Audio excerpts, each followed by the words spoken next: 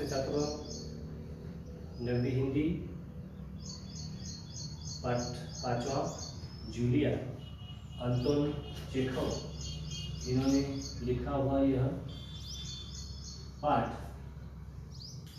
हमने देखा कि यह एक एकांकी है और एकांकी के माध्यम से लेखक हमें यहाँ पर बताना चाह रहा है कि किस तरह से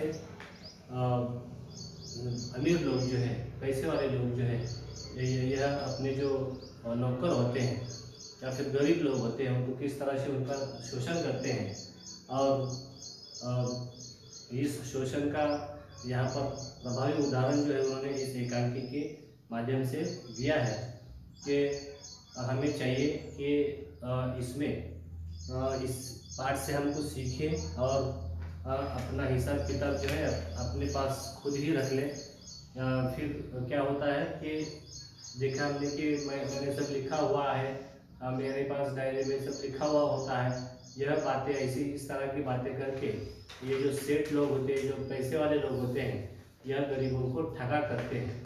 तो इस तरह से इस एकांकी के माध्यम से लेखक जो है अंतोन चेखव जी, इन्होंने बड़े ही मार्मिक शब्दों में यहाँ पर बताया गया है कि किस तरह से अमीर लोग जो है गरीबों को ठग लेते हैं, उन्हें पागल बनाते हैं और किस तरह से उनका शोषण किया जाता है। तो यह जानकारी हमने इस एकांकी के माध्यम से, इस पाठ के माध्यम से ली है। अब इसके ऊपर हम पाठ के आंगन में यह जो स्वाध्याय है, यह स्वाध्याय भी हमने पूरा किया है। तो इसके बाद हम यहाँ पर भाषा बिंदु में व्याकरण देख रहे हैं कि ये भाषा बिंदु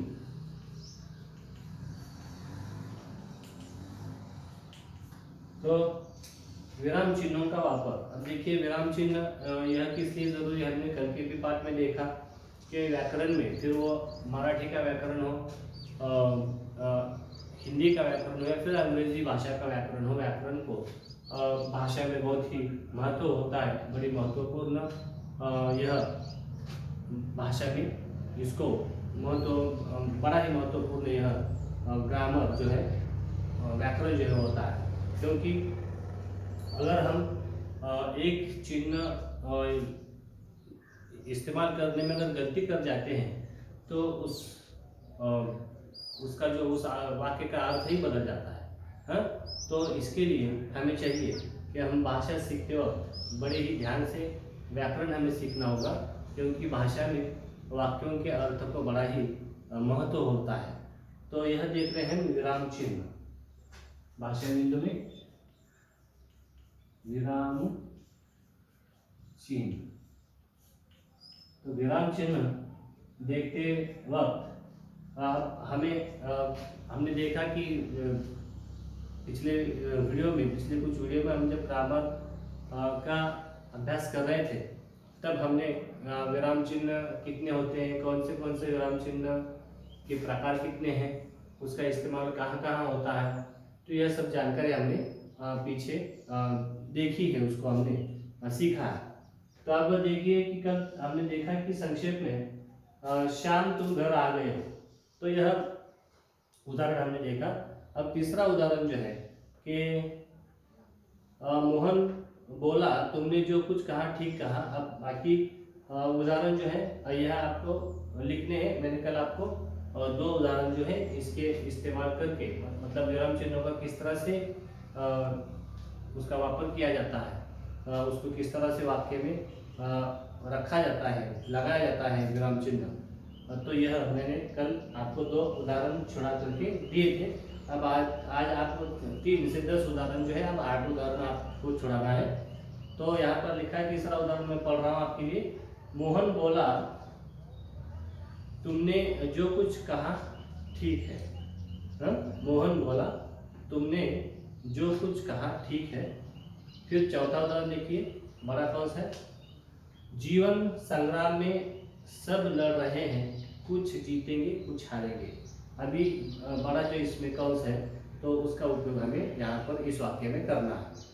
फिर देखिए जो चिन्ह दिए गए हैं वो कौन सा चिन्ह है आपको पता है, भरत भैया ऐसा ना कहो। आगे छठा उदाहरण है, अरे क्या मैं झूठ बोल रहा हूं। सातवां, जी धन्यवाद। आठवां, इसके अलावा तुमने 3 छुट्टियां और ली हैं, ठीक है ना। नौवां, अच्छा, और इतनी बड़ी बात तुम्हारी मालकिन ने मुझे बताई तक नहीं। और आप कह रहे हैं तो आपने दिए ही होंगे। तो यह विविध चिन्ह है।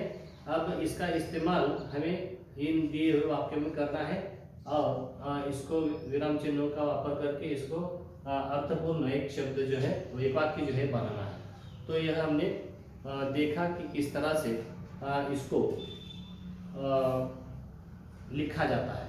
यह व्याकरण में विराम चिन्हों को काफी सारा महत्व है।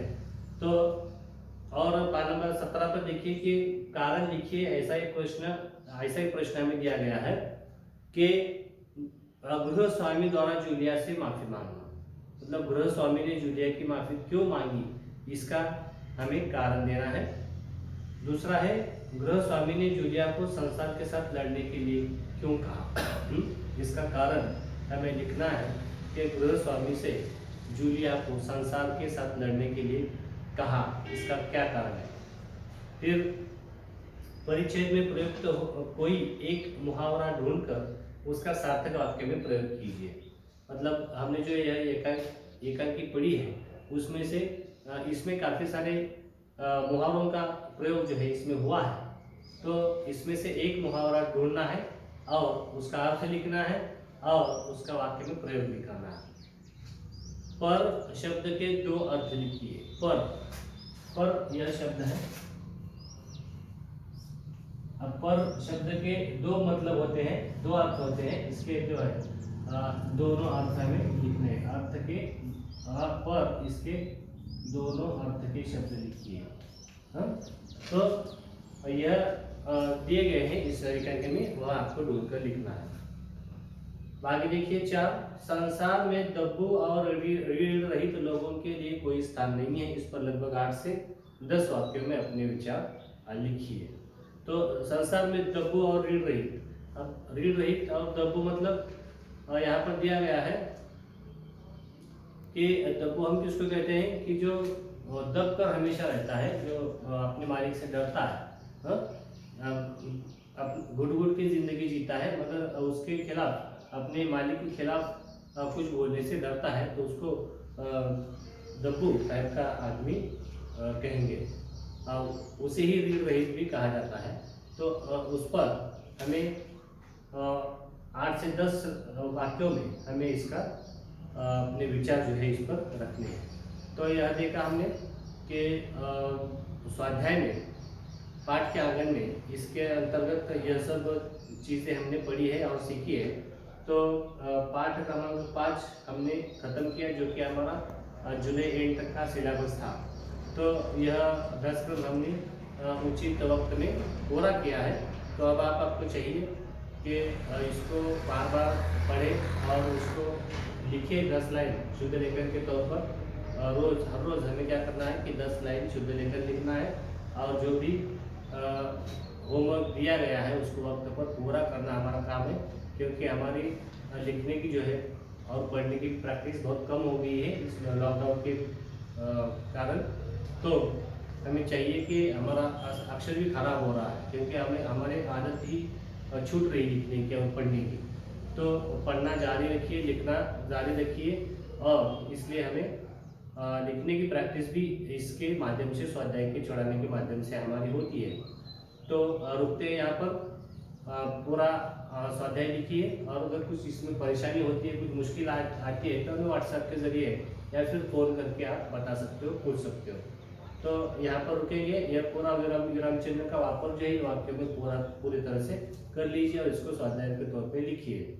तो रुकता हूँ यहाँ पर। धन्यवाद।